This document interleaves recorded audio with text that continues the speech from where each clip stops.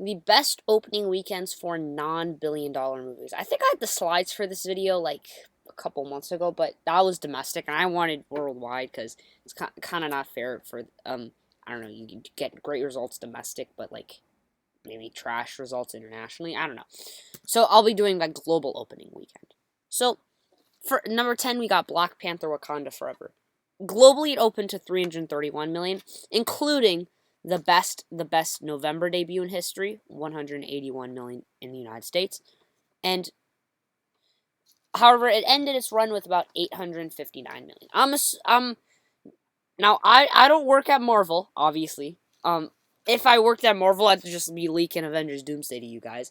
But probably they were a bit disappointed because the first Black Panther made like 1.3 billion, I think.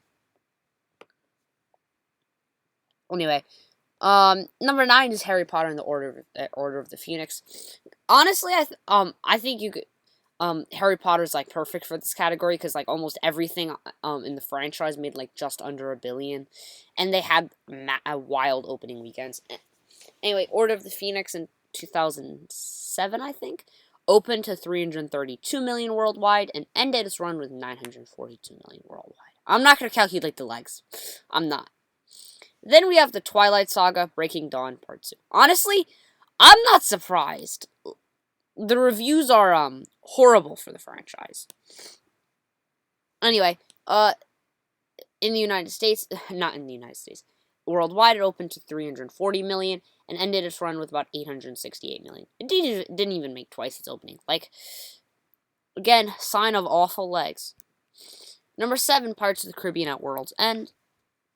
It opened to about 343 million worldwide and ended its run with about 961 million worldwide.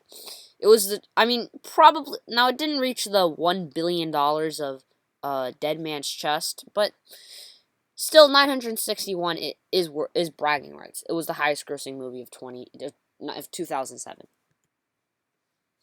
Then number 6, Spider-Man 3. It opened to $381 million worldwide. When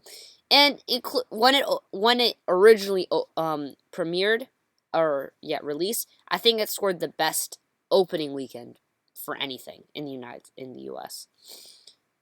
Yeah, however, people were a bit disappointed. It ended its run with about 887 million.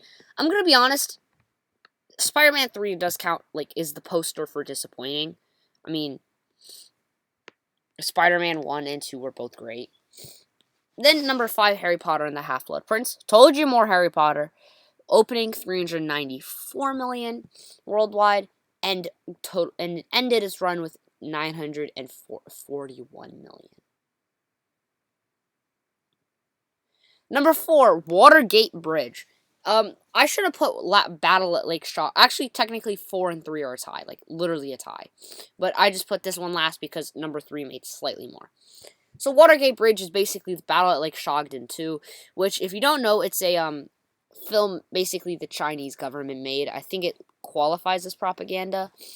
Some kind of war movie about them defending against the U.S. invading or something. I can't remember, but anyway, in 2022 they made a sequel. Not a surprise because the first film made almost $1 billion.